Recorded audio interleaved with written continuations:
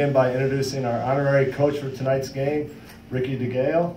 Ricky, over there, he's got his clipboard, his whistle, and he drew up a nice play for us tonight too. So we're happy to have Ricky. And then also with him is Kevin Thompson. Ricky and Kevin are here as part of our Garden of Dreams night. We had them at practice a couple of weeks ago. They got to spend time with the guys out on the court, shooting around. Kevin and Ricky both can shoot the ball pretty well. I gotta give them that. Ricky wants to be a coach someday, so we're honored to have him here and let him see the ropes of coaching in the NBA and what that does. So, guys, we want to welcome you to the team. We're thrilled to have you here tonight. So, welcome. Rebecca. Yeah, welcome, guys. That's awesome. Coach, bring us up to speed on any injury news. What's going on with Enes? Yeah, he got banged up last night a little bit, but he's going to play. Just a note on his toughness. I mean, he was pretty banged up last night. The fact that he's turning things around this quickly, like, what can you say about what that brings to this team? Yeah, I think we have a bunch of guys who are tough about those things. They want to play, they want to be out there, they want to help the team win. Enes, I'm not sure he ever told you over that back issue he had. So he's trying to fight through those things, but that's part of the NBA year. You play with bumps and bruises, but he wanted to try it out. He went through shoot around. We did a little short shoot around beforehand, and he goes, I'm ready to go. Coming off of last night, you were unhappy with the way the guys started the night last night. What did you talk about today with them, and what do you want to see? Well, it's consistency. We've done a great job this year. I think playing with effort, playing hard all the time. But then you kind of fall into sections where you have a quarter or a half here and there of not having that full energy. We have to be consistent every single night, and that's pretty much it. If we come out there and look at when we were winning games, the effort was there the whole 48 minutes. Last night was a road game, which you really need to. Sometimes you have maybe not on top of your game at home and can still win some games, but on the road you have to be on top of your game. So it's a consistency we're trying to work with the guys. And last night, a bright spot about last night was Frank, the way that he played. What did you see from him last night, and how is that a good step in the right direction for him? Yeah, Frank played with great confidence. I thought he played with great balance too, in terms of making the passes, making shots, when to shoot and when to pass it. He made some great passes. He got I think one or two to KO. And that's what we want him. We want him to be on the attack a little bit more, but to make a play. It doesn't have to be a shot. And then when he got some threes, he didn't hesitate. When he was open, he shot and he made it. So I thought he played a great game. Given the way you guys started last night, were you looking to shake things up with the lineup? Not yet. But that's if we see it continuing on, then maybe we look at that. But Lance has been in the starting lineup the last two games.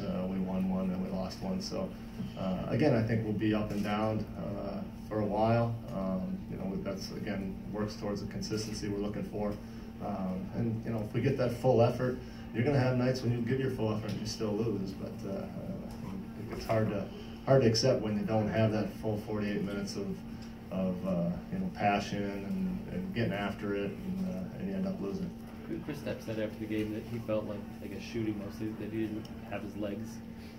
Is that, you think, from the time off that he had to sideline with the ankle? Or? Yeah, I don't know. We're trying to find that balance in practicing. With today's NBA schedule, you don't get a lot of times to practice, and you got to give them some days off. But we've had recovery days, so I'm not quite sure why. I thought our whole team looked a little sluggish last night. With Kristaps, it seems like they were running doubles at him a lot, and trying to shoot over, having trouble reading them. Is there things you'd like to see tactically that maybe you would do differently, or is that about him reading the whole team in a different way? Well, I thought earlier on when he did get the ball in the mid-post area there, he made his moves quickly. Last night it was a little methodical where they want to try to bang, and now all of a sudden guys were coming. And they were doing a good job of coming right when he started to make his move. If they come too early, then he just kicks it out.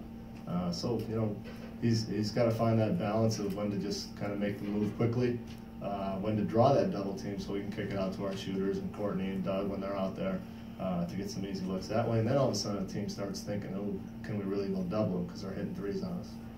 Yeah, with Porzingis, has that been the case, like over an extended period, not just last night? I mean, is he getting the same shots he was getting early when he was off to that incredible start? Yeah, I think a lot of them are the same.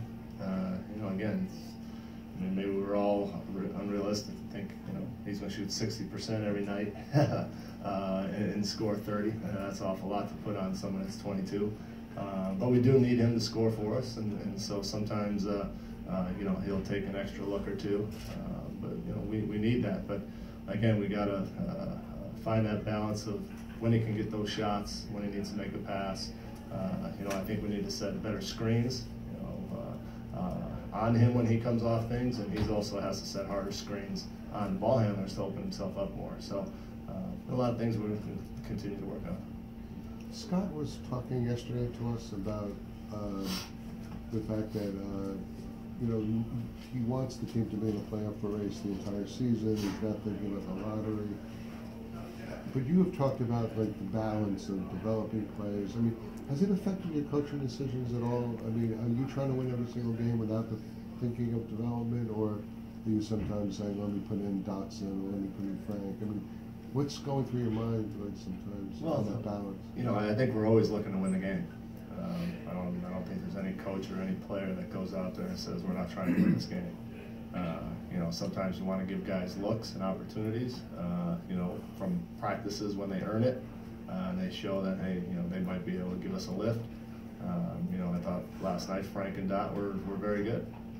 So, you know, our bench was pretty decent last night. I think it was our starting group that had the rough night. So, you know, it's a little bit of a fine balance, but ultimately we're trying to win the games, and we'll put out the guys that we think might give it to us.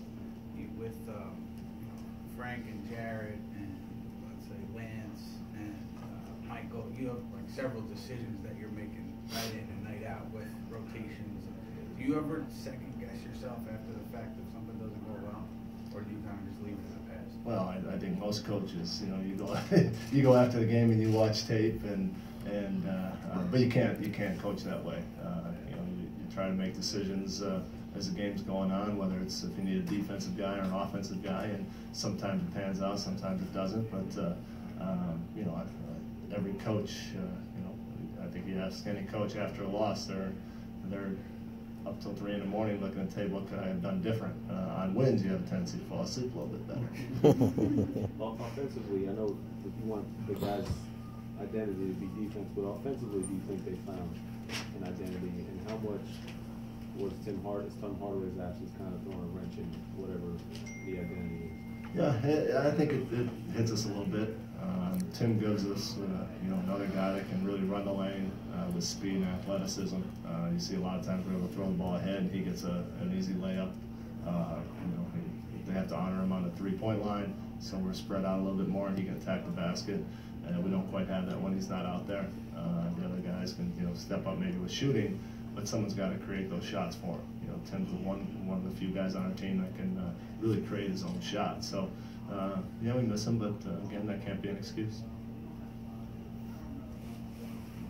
All right, thanks.